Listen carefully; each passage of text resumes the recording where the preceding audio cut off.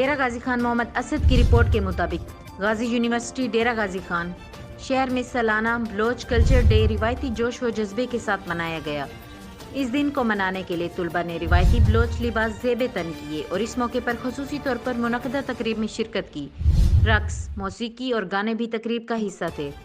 تقریب میں غازی یونیورسٹی اور چاکر خان یونیورسٹی آف ٹیکنالوجی کے وائس چانسلر ڈاکٹر محمد طفیل نے بلوچ لباس میں ملبوس فیکلٹی ممبران کے ہمراہ شرکت کی۔